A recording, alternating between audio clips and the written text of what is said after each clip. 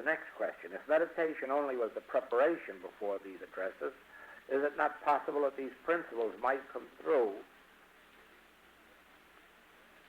Would it not be necessary to make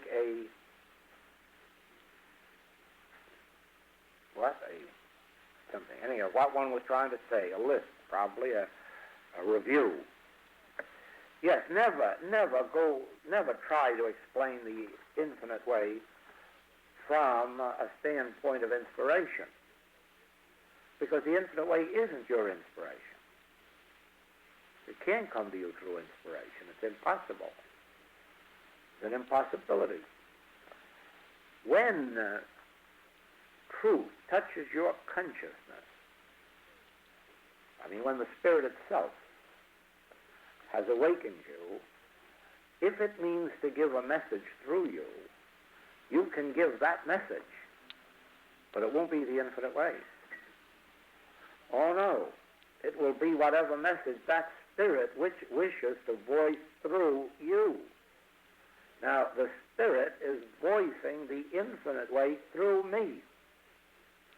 And if you wish to repeat it, you will have to learn what the infinite way is and then repeat it. Now, I don't mean that you'll have to quote it in my words, but you'll have to know the principles. Once you know the principles, you naturally put them in the right words as they come out. But inspirationally, you can't bring forth the infinite way, because the infinite way is already a set of principles. All you can do is, in your own words or language, present those principles. But look how careful you have to be, that your words are revealing those same principles. Now, none of you will ever be inspired to spontaneously bring forth the message of the infinite way. You may be spontaneously inspired to bring forth truth. The Spirit is infinite. There's no limit to the message that Spirit can send forth into this world. There can be 100 more Christian sciences or infinite ways or unities. There can be 1,000 more. But each one will be so unique and different, even though the basic principle will be I.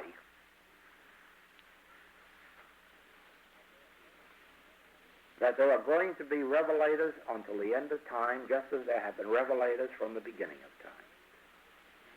The way in which the original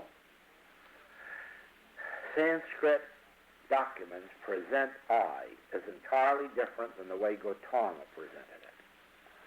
And the way in which Gautama presented it is entirely different in the way Jesus presented it.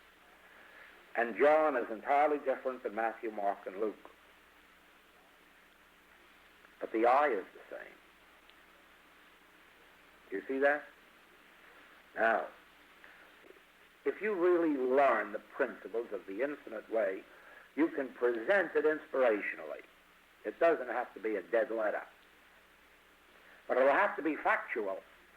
The principles of the infinite way, what are they? This one power? This nature of error? None power? This realization of God as I, not something to be prayed to out here? The nature of prayer as we understand it, not as the world understands it? Those are the principles that constitute. And above all, what's the highest principle? That nothing in all of our books will ever heal a headache. That these are only statements until you go back inside and feel that. And then when that comes, the Spirit itself, you're a healer. Where else do you read that? Where else do you learn that? That no teaching can be true. No teaching can be true. A teaching can only be the truth about the truth, which sends you back within yourself until the Spirit of the Lord God is upon you. Then you are ordained to heal the sick, not by virtue of a diploma from the infinite way. not by virtue of the fact that you went through 10 classes. That does not qualify you to either heal or teach. You are not qualified until you can sit back and with your few basic principles, so that you don't go off on a tangent. You sit back and say, wait a minute now. I'm not trying to change humanhood. I'm not trying to heal. I'm not trying to change or improve or reform. I'm not monkeying around with this picture out here. First of all, I know that there's only one power, and that's the power of God, of Spirit. And I also know that I am that power, but it's all embodied here within me. And I know that what is appearing to me as the sin, disease, death, lack, limitation of this world is a suggestion or a temptation coming to my mind, coming to me through my mind, for me to accept. I know that I mustn't judge by appearances. I mustn't accept appearances. I know that all of this that's coming to me as a picture, as a suggestion, whether it's good or evil, is the human scene. It's not of the substance of God, has no law of God to sustain it. There are no material laws. There are no mental laws. For God is one, and God is law, therefore law is spiritual. Spiritual law can't cause disease or perpetuate it. There is no material law and there's no mental law. There's only a law of God, a spirit, the law that I am. The law that I am is the law unto every appearance and every suggestion. What is the nature of error? Why, we know it's but the belief of good and evil. Yes, but that's two powers. There are not two powers. There's nothing in and of itself can be good or evil. For the quality of everything is in its substance, and I am that substance. God is the substance of all form. I am the substance of all reality.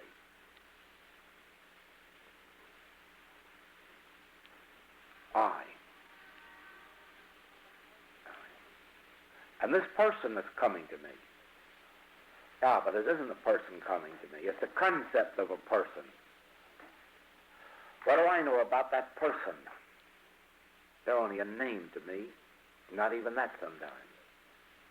So who am I to judge them? All this that I've learned about them, that they've told me about themselves, all this represents concepts. How do I know this? Because I know that I am that person. There's only one I, so there can only be one person. I am that person, and inasmuch as I think this of that person, I'm thinking it of myself. Oh, well, I'm certainly not going to think sin, disease, death thoughts about myself when I know that I'm sitting right here talking, thinking, being. No, I'm not dead. I'm not diseased. I'm not in sin. I am about my Father's business. And I am the only self there is, and I'm the self of me, and I'm the self of he, him, she, it. I am that I am.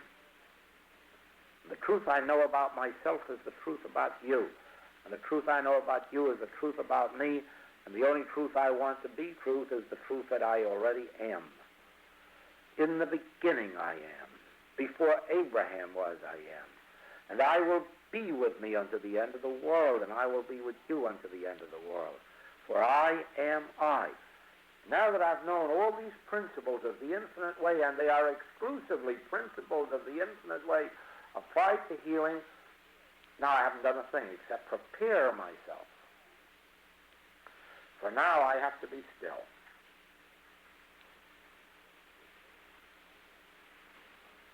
Now I'm ready for the still small voice, and all the power that there is in the still small voice. no power in the sin. There's no power in the disease. There's no power in the hurricane. There's no power in the volcano. There's no power in the dictators' minds. There's no power in wars or rumors of wars. All power is in the still, small voice. So now let's have the still, small voice. You see, that's where I have to be still. Speak, Lord, thy servant here. Now, when the feeling comes, when the release comes, now God is on the field. Now there's the principles of the infinite way. And you see how necessary they are as a foundation to lift you to the healing consciousness. But you see how useless they are if you don't sit there and wait for the still small voice. Well, there are no other teachings that give you this. They all give you a lot of truth in books, and then you're to believe that those truths will do something. They won't. Now, these are the principles that we are teaching. And do you not see that you cannot give these to those who are unprepared? For the only reason that what I've said this morning makes sense to you is because of all your past reading and background. Try to visualize what I've said going out into a room full of Methodists and Baptists. And you'll find out why you're going to get crucified in a hurry the minute you would say anything like this to them. How can they take it? They've never heard anything like this. They've heard about hell and damn fire, and they've heard about punishment for sin, and they've heard about what happens if you violate the Ten Commandments. And they've been told that you're a groveling worm or something like it. So what happens when you say, why, know ye not that ye are the temple of the living God? Whew!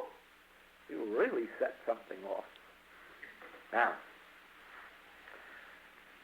to present our message to the world outside of us, you have to do it in the form of milk. Milk for babes. And that's why I recommend for these purposes practicing the presence and the art of meditation. Not that there isn't dynamite in them, but they'll never recognize it because they'll be reading it through their own background, and they'll have to grow to where they understand our interpretation. See that? Whereas if you give them the infinite way, which was never written for the world, that infinite way was just written because I thought that my own patients, those who had been with me for a long time, would like to know what it was that my healing work was founded on. And I knew that only those with a background could understand, and it's proved to be true. You can't hand this to a Methodist or a Baptist and have them understand it. It shocks them. Why, even the art of meditation has shocked some ministers. And certainly that's gentle. Very gentle. From our standpoint. But I have had lots of comments from ministers about, he says God is it. You think that was something shocking, wouldn't you, that God is it? Well, believe it or not, they think God is a male. You wouldn't think so at this stage of the world, but they do. They think God is a male. And you come along and say God isn't a male, and you'd be surprised at the look in their faces. And the comments. Oh, I have some reviews of the art of meditation. This person says that God is it. This person says. He doesn't even have a name.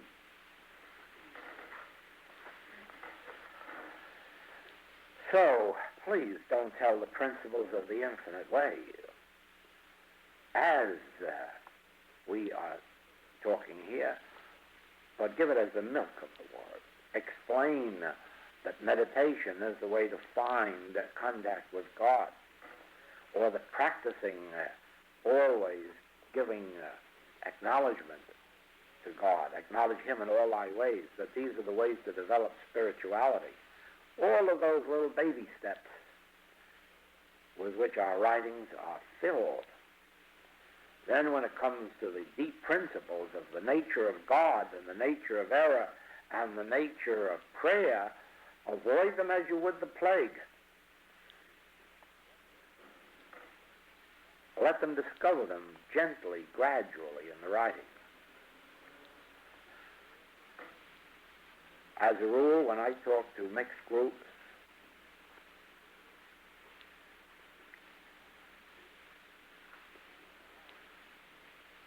you'd be surprised how I can even adulterate the milk. Because it has to be that way.